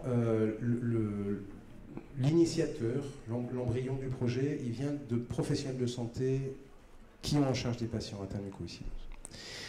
Il s'est élargi avec ses patients, un certain nombre de patients, et notamment des patients adultes, et j'ai la chance d'avoir parmi mes patients un jeune adulte qui est interne en médecine. Donc il avait la double compétence, je dirais, thérapeute-thérapé. Une fois qu'on a eu élaboré nos contenus et nos objectifs, notre cahier des charges, on s'est tourné vers un label de Serious Game qui est composé de 3 entités. Une entité donc, qui est un hébergeur spécialisé dans l'hébergement de plateforme e-learning, qui s'appelle Acuter, c'est une société franco-canadienne, et qui fait que de l'hébergement de type e-learning. Un éditeur de jeux vidéo donc, qui est la société Artefact et qui fait de la conception, du game design, du gameplay pour des jeux vidéo. Et puis une 3e société qui s'appelle La Cuisine aux Images et qui est au départ une société de production documentaire de vidéos, et c'est eux qui sont intervenus pour toute la réalisation, conception et réalisation des séquences vidéo. Et donc on a travaillé en ping-pong comme ça, en aller-retour autour du cahier des charges, mais fixé par le collectif, le noyau dur, je dirais, qui est composé de patients et de professionnels. Je veux dire qu'à cet égard... Quel professionnel dans le noyau professionnel? Alors, les professionnels sont des kinésithérapeutes spécialistes en soins respiratoires, et puis aussi une infirmière, quand même. Je dois dire qu'à cet égard, une des difficultés à laquelle on a été confronté, c'est que un informaticien ou quelqu'un qui est spécialiste, concepteur de jeux vidéo, ça ne fonctionne pas comme un soignant, parce que ça fonctionne qu'avec des 1 et des 0. C'est-à-dire quand il faut passer à la réalisation pratique du jeu et savoir quand on clique sur la souris ce que ça va déclencher comme action derrière, ça ne se traduit que par des 1 et des 0. Alors que nous, dans la relation de soins, évidemment, on est entre gris clair et gris foncé en permanence, on navigue à vue parfois, etc. Et là, on a eu un long temps nécessaire pour s'apprivoiser mutuellement, parce que, enfin bon, je ne voudrais pas rentrer dans des détails trop techniques, mais par exemple sur le calage des lipases pancréatiques, donc ça va parler à ma collègue diététicienne. En fait, ce calage-là, cette adaptation de la dose de comprimés, de gélules, alors ça peut être 10 à 12 par repas quand même, hein, c'est assez énorme, que le patient va devoir prendre. Finalement, il ne le cale pas le plus souvent sur ce qu'il a mangé, il le cale sur les conséquences de ce qu'il a mangé, sans trop donner de détails juste avant le repas, mais à la fois par ses douleurs abdominales et par les conséquences des douleurs abdominales. Vous voyez ce que je veux dire? Bon. Et ça, évidemment, on ne peut pas du tout le traduire dans le jeu vidéo comme un élément d'appréciation a priori, quoi, qui va guider dans le profil du joueur. Donc on est obligé de passer par des artifices qui sont un peu raides sur le plan médical et qui ne satisfaisaient pas du tout nos interlocuteurs techniciens et ingénieurs informatiques qui, eux, voulaient du lourd, du dur. Et il faut que ce soit oui ou non à un moment, quoi. Il faut pouvoir... voilà. Ils ne nous autorisaient que oui ou non à chacune des questions. Et la médecine, ça ne se fait pas avec des oui et des non. C'est des peut-être, sans doute, souvent, parfois. Enfin, voilà. Alors rapidement, je vous présente le collectif. C'est la réunion de près de 40 associations les plus importantes dans le secteur de la santé. Ça représente quasi la totalité des patients et des usagers de la santé, puisque à l'intérieur de ce collectif sont aussi bien représentés les malades que les consommateurs, que les personnes âgées ou les associations familiales. Donc vous voyez bien que c'est la construction et la réunion de tous les acteurs qui le composent. Et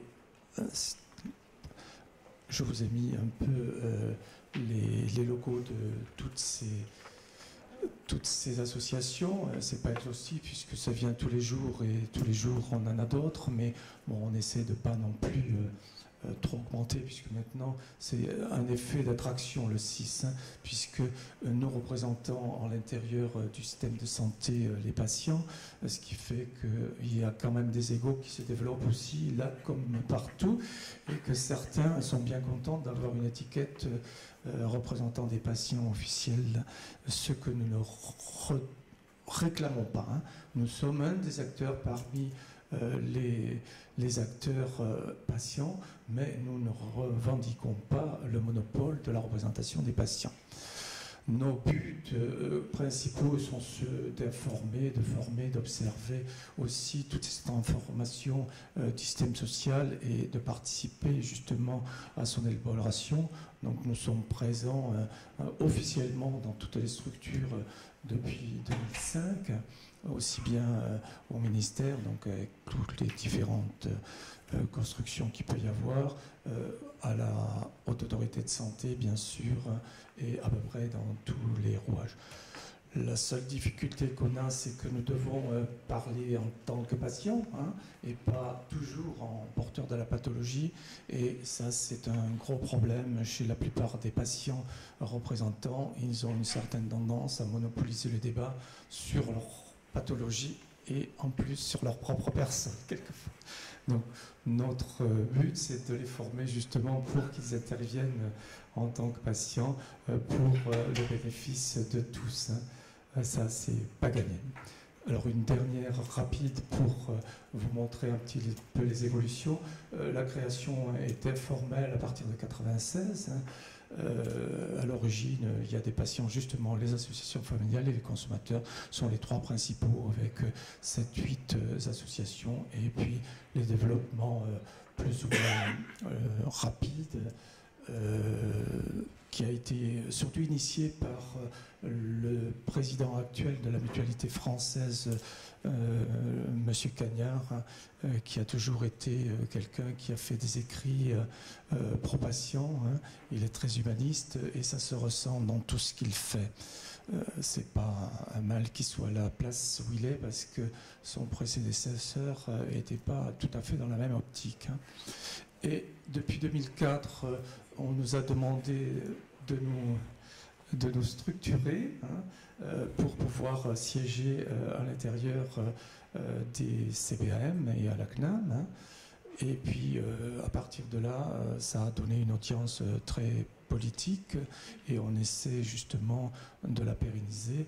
Et notre dernière action politique, c'est une plateforme, enfin une proposition de loi que nous avons faite qui reprend tous les éléments nécessaires à cette bonne composition du parcours de soins à l'intérieur du système de santé et de reprendre et de réactiver la loi de 2002 qui était une loi qui consacrait la présence des patients comme acteurs de santé et plus simplement dans une démarche très paternaliste comme celle qu'on connaissait.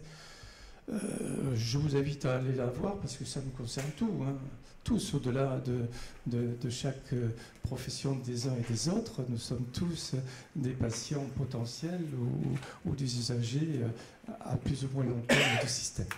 Voilà, grosso modo, ce que nous faisons. Alors, dans le système, si vous voulez, d'éducation thérapeutique, a priori, nous devrions avoir une place très conséquente, puisque on devrait modéliser les systèmes d'éducation à partir justement d'un échange très complet entre le patient et les intervenants. Donc la construction au départ déjà des modules devrait être faite, celle presque qui est modalisée maintenant par les plans personnalisés de soins qui vont être mis en place, qui ont commencé d'ailleurs puisque les premiers ont été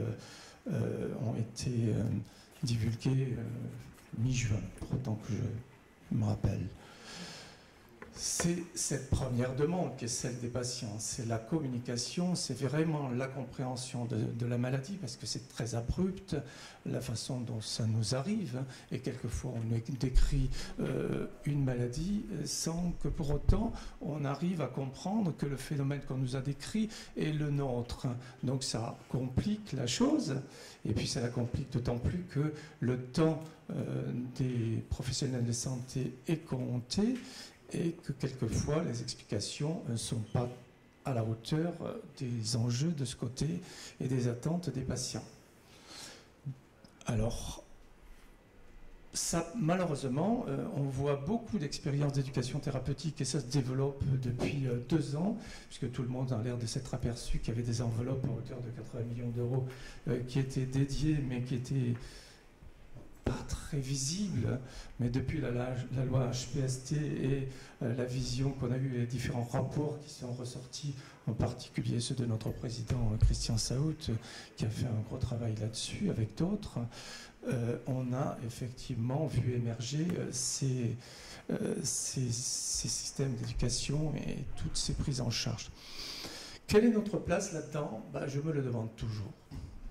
Puisque la plupart du temps, on est dans un phénomène de compliance, d'observance, on est dans un rapport de force, on est absolument dans un seul souci de transmission d'un savoir, qui est celui de la personne qui est en face, et pas du tout dans ce que nous rappelle l'INPES dans son référentiel de compétences des praticiens. Et c'est tout à fait... Tout ça est oublié. À toutes les lignes, à tous les paragraphes qui concernent l'éducation thérapeutique, on a chaque fois la communication, l'écoute, l'échange, la personnalisation. Moi, je ne m'y retrouve pas là-dedans. Alors, je parle en tant que personne, mais je parle aussi en tant que représentant des patients, puisque les associations de patients ont initié depuis longtemps des actions d'accompagnement des patients, mais on a l'impression justement que c'est oublié. Alors bien sûr, on nous présente, et à l'instant on vient de nous présenter 2 ou 3 logiciels, on est tout à fait d'accord que ça va améliorer un peu les choses, mais il faut se garder de généraliser aussi l'informatisation chez les patients. Presque tous les ménages en France sont informatisés. Combien s'en servent en dehors des mails ou des petites choses comme ça? Pas beaucoup. Et puis, toutes les expériences qu'on a en matière d'éducation, je sais bien qu'on va de plus en plus vers le ludique, mais Je suis sûr que si je pose la question ici, tout le monde a depuis longtemps chez lui des logiciels concernant les méthodes d'anglais, avec seulement ce que vous avez, on pourrait peut-être remplir la salle. Et je mets au défi quelqu'un de me dire qu'il l'a utilisé jusqu'au bout. Hein. C'est pareil avec le vélo d'appartement. Hein. Tout le monde en a un, personne ne l'utilise. Alors j'ai peur, si vous voulez, que ces éléments, encore une fois, parce que même si on essaie d'y mettre de l'humain, on n'a pas, comme vous le disiez, toute l'ombre et tout le gris qui est celui de la maladie. Et ça, on peut le regretter de plus en plus. On a de plus en plus la proximité qui s'éloigne, alors que dans le contexte dans lequel on est, on en a encore plus besoin. On ne peut pas se contenter de faire de la spécialité. C'est très bien, mais on s'écarte de la réalité qui est à personne. Et le soin, c'est aussi la composante de cet être humain que le professionnel a en face. Et c'est avec lui qu'il doit organiser sa réponse. Et la réponse, elle ne peut pas être universelle, puisque chacun d'entre nous a sa propre conception de la compréhension qu'il va avoir. Il a ses problèmes d'audition, ses problèmes de tous ordres qui l'empêchent d'aller vers quelque chose. Et puis aussi, on ne peut pas toujours être dans ce système d'éducation. C'est lourd, ce mot d'éducation. Là, on devrait être dans de la participation. L'éducation thérapeutique, c'est pour amener le patient à prendre conscience de toutes les difficultés que sont celles de sa maladie, pour l'aider justement à se l'approprier et pour lui laisser une liberté d'action à l'intérieur qui va être celle qu'il peut mettre en place. Mais par rapport à ce qu'on lui dit, j'ai des expériences personnelles par ça. Quand un kiné, par exemple, vous dit de faire tout un travail, il vous en donne une telle liste que simplement à la lecture de la liste, vous êtes fatigué. Si vous donnez quelques éléments en vous disant, vous faites 2 ou 3 petites choses comme ça, ce que vous pouvez faire, et vous le faites tous les jours par contre, n'allez surtout pas courir une fois par dimanche, de faire 30 ou 40 km. Vous allez vous fatiguer votre cœur, et puis finalement, à la fin de votre séance, vous aurez une crise cardiaque, et là, au moins, vous n'aurez plus besoin d'éducation thérapeutique. Mais par contre, courir un petit peu tous les jours, ou marcher un petit peu tous les jours, c'est ça. Alors, ça, l'humain peut le dire, et ce n'est pas toujours le logiciel. Alors, nous accompagnerons toutes ces expériences, mais nous les accompagnerons aussi en nous préservant, comme je le disais à l'instant, de tous ces problèmes de sécurité, parce que malheureusement, je suis d'accord, tout le monde, enfin beaucoup de gens sont sur Facebook, pas moi. Je refuse tous ces gens-là pour une simple raison, c'est que la plupart des données de santé que nous donnons ou des informations que nous donnons sur ces plateformes informatiques sont toutes en Amérique, et là-bas, ils vendent tout. Donc les données de santé que nous avons, elles seront vendues un jour ou l'autre si elles partent là-bas. Il ne faut pas se faire d'illusions. Donc on est obligé, nous, pour les autres, on est un peu le mauvais élément, le mauvais élève latent, mais nous nous préoccupons des garanties de la sécurité et bien sûr aussi du consentement du patient, parce que c'est avant tout une bonne information et le recueil de son consentement qui peut vraiment commencer l'acte de compliance et de partenariat. Alors, dans la mesure où tout cela est fait, nous sommes les premiers à essayer d'accompagner tout ça. Mais nous redemandons véritablement que dans l'éducation thérapeutique, on revoie ça. On ne peut pas se contenter d'avoir des gens qui viennent chercher à la caisse quelque chose parce que pour l'instant c'est à la mode et il y a du financement. Ça, on n'en veut pas, au contraire. On a besoin pour les maladies chroniques d'un accompagnement réel, présent, tout le temps. Donc toutes les formes sont possibles, imaginables, mais elles sont possibles et imaginables que si le patient y participe. Dans le cas contraire, ça ira rien. On n'a pas de coordination des soins en France. On parle depuis longtemps du dossier médical personnel ou partagé, et j'en suis un des acteurs depuis le premier jour. Mais bon, grosso modo, pourquoi on n'a pas ça? Tout simplement parce que l'information au départ, il n'y est pas. On n'a rien à y mettre dedans. à part quelques personnes ou quelques médecins, quelques hôpitaux maintenant qui commencent à avoir des éléments pour qu'on puisse y placer quelque chose. Et le jour où tout le monde y passera quelque chose et que l'information sera vraiment partagée, alors à ce moment-là, on fera un grand pas dans la prise en charge des patients et dans leur prise en charge de qualité, et on pourra derrière organiser une vraie éducation thérapeutique qui prenne en compte le patient dans sa composante et dans sa spécialité ou dans son élément, dans l'élément dans lequel il évolue. Et à ce moment-là, on viendra vers quelque chose de très pratique.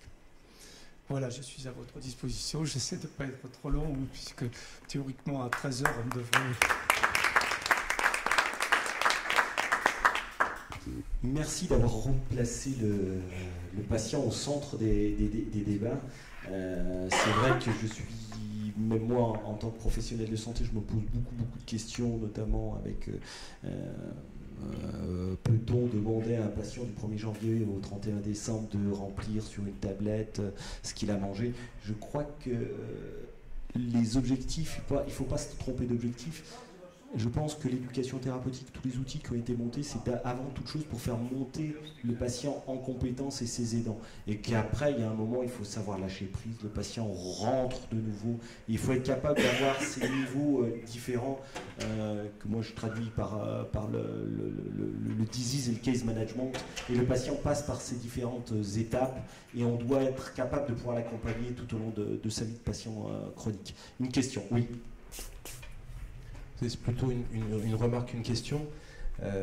Dans ce que vous avez présenté, m'est venue l'idée que finalement, il ne fallait pas confondre instruction et éducation, et que souvent l'éducation thérapeutique se résumait à de l'instruction thérapeutique. Alors si on peut peut-être regretter que le ministère de l'Instruction nationale soit devenu celui de l'Éducation nationale, ce que certains enseignants refusent, ils se contentent d'instruire, pas d'éduquer. Je pense qu'au niveau de la santé, il faut plus éduquer qu'instruire. Et puis, je pense que la deuxième erreur qui est commise, c'est que j'ai le sentiment que ce qu'on nous propose souvent, c'est plutôt de l'éducation à la thérapeutique, plutôt que de l'éducation thérapeutique.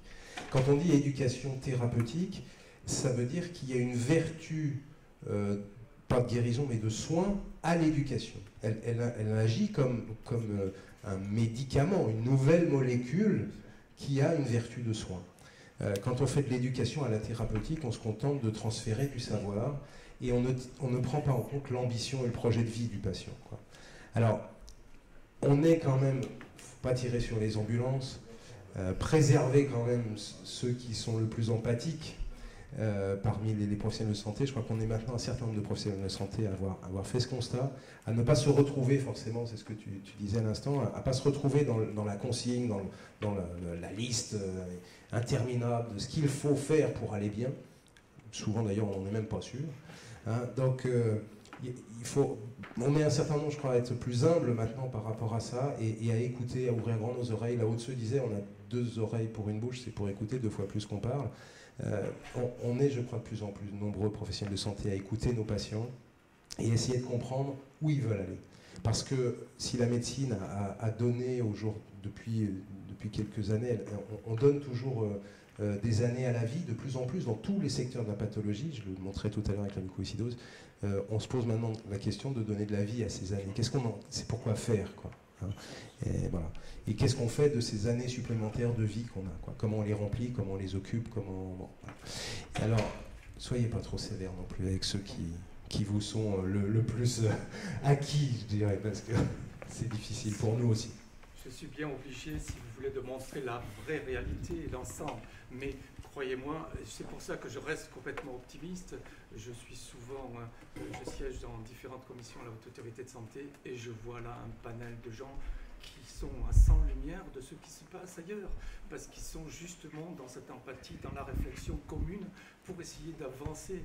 Je ne confonds pas tout le monde, mais effectivement, on peut l'être optimiste quand on voit maintenant tout ce qui développe dans les CHU, par exemple, où là, le parcours de santé commence à être quelque chose qui est pris en compte, où on commence à prendre la personne humaine dans sa dimension et on commence à avoir de la coordination des soins, puisque les pathologies, comme vous le disiez très justement, elles sont pas monocentré. C'est souvent plusieurs disciplines qui les concernent. Et de plus en plus on avance dans la maladie, plus on s'aperçoit que de nombreux professionnels doivent intervenir. Et c'est là notre intérêt, si vous voulez, à partir du moment où ces professionnels ont pris en compte ça, automatiquement d'eux-mêmes, ils prennent en compte la composante du parcours de la santé et du parcours, d'un parcours de qualité. Et ils vont tout faire pour que ça vienne. Et c'est ça qu'on devrait entendre dans l'éducation thérapeutique aussi. Donc c'est pour ça qu'on est. C'est pour cette organisation. Les patients, bon, on peut leur donner tous les éléments. S'il n'y a aucune réunion de quelque chose à un certain moment, tout ça, ce sont des catalogues qui sont mis les uns à côté des autres. Voilà ce que je dois dire. Je traduis un sentiment général, mais je suis bien le premier à reconnaître, et avec bonheur, que beaucoup de choses changent. Mais bon, on aura une génération pour que tout le monde, au minimum, pour que tout le monde vienne dans cette modernité, je dirais. On va peut-être conclure parce qu'on a tous faim. Moi, j'aurais quand même deux remarques, deux souhaits. C'est vivement des coopérations de co-construction d'outils. On voit qu'au CHU de Toulouse, ils ont travaillé sur la diététique, mais on voit que ça a été fait aussi dans la mucoviscidose. Et pourquoi créer 2, 3, 4, 5 outils? Parce qu'on voit aujourd'hui une multiplication d'outils et on se dit finalement quel est le repère que peuvent en avoir les patients, comment les gens peuvent se repérer là-dedans. Et deuxième chose, c'est au niveau de, à vous, Monsieur Massard, la sécurité coûte extrêmement cher aujourd'hui et je crois qu'il faut faire très très attention, moi je vous parle en tant que responsable de projet de télémédecine, quand on voit les coûts demandés pour une sécurité supérieure même à des sites bancaires ou à des choses, je crois qu'à un moment il ne faut pas être trop phobique, sinon on risque d'étouffer certains projets dû à ça. Donc je suis d'accord pour la sécurité, hein, ça me pose aucun problème, et bien au contraire. Par contre, il faut faire attention de ne pas monter trop haut les exigences, parce qu'un jour on risque de ne plus pouvoir rien faire à cause de ces coûts exorbitants. On ne les monte pas, si vous voulez.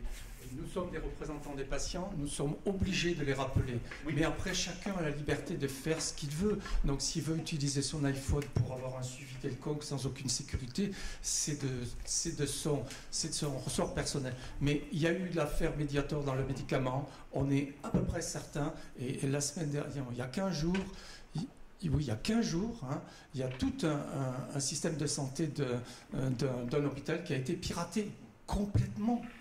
Où vont ces données-là? On est, en tant que représentant des patients, obligé, si vous voulez, de faire ces rappels, parce que nombre de fichiers à l'heure actuelle qui sont utilisés pour des données santé ne sont même pas déclarés. C'est la grosse majorité. Là aussi, bon, à la limite, on a un devoir d'éducation, mais nous mettrons jamais des freins. De toute façon, ça reste les patients, en dernier ressort, qui décident. Et eux, si ils y trouvent un bénéfice, ils iront, même s'il n'y a pas de sécurité. Il ne faut pas se faire d'illusions. Donc, on en est là. Mais quand on est autour d'une table avec des responsables, on est obligé de faire valoir ce point de vue, si vous voulez. C'est exactement comme dans le dossier médical, on a réclamé que toutes les informations qui sont à l'intérieur ne puissent jamais disparaître. Ça fait partie de la sécurité du patient le long de sa vie. Qu'elles disparaissent une fois qu'il est décédé, ok, mais pas avant.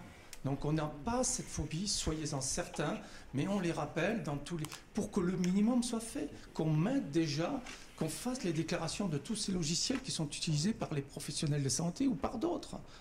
Mais encore une fois, vous savez, l'exemple, il est simple par rapport à...